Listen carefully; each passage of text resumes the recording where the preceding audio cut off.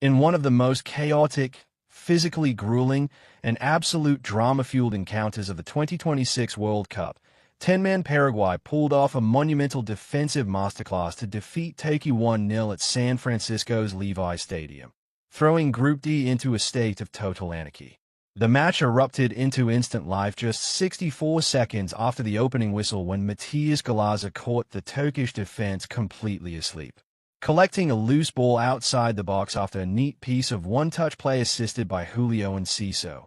The 23-year-old midfielder unleashed a brilliant, true left-footed strike from 25 yards out that kissed the base of the post and zipped past a diving Ugurkan Kaka to claim the fastest goal scored in the tournament so far. Stunned by the immediate deficit, Vincenzo Montella's Turkish side responded with absolute fury, completely monopolizing the football and trapping the South American side deep in their own territory. For the remainder of the match, Turkey moved the ball dynamically to build up a staggering 79% of total possession, dictating the tempo entirely through Captain Hakan Çalhanoğlu, Arda Güler, and Kenan Yıldız. They unleashed a relentless barrage of 29 shots, but their overwhelming offensive dominance was met by severe finishing woes and an agonizing piece of bad luck. The pinnacle of Turkish frustration arrived when Umut Mulder connected with a bullet header from a Çalhanoğlu free kick, only to watch the ball violently rattle off the underside of the crossbar, bounce straight onto the right post, and somehow spin away from the goal line. The atmospheric tension inside the stadium reached a volatile boiling point in first-half stoppage time, during a physical midfield scuffle sparked by an injury to Isidro Pitta.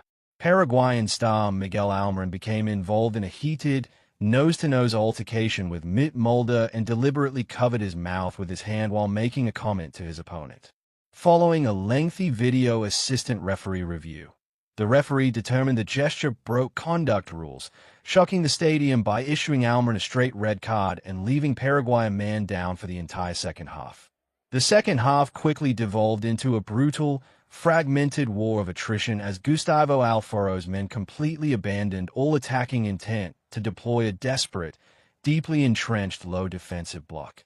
The game suffered endless stoppages, physical goal line clearances, and tactical delays, which prompted tournament security to confiscate vocal fan flags and drove an incredibly frustrated Mornella to be booked by the referee for his furious protests on the touchline.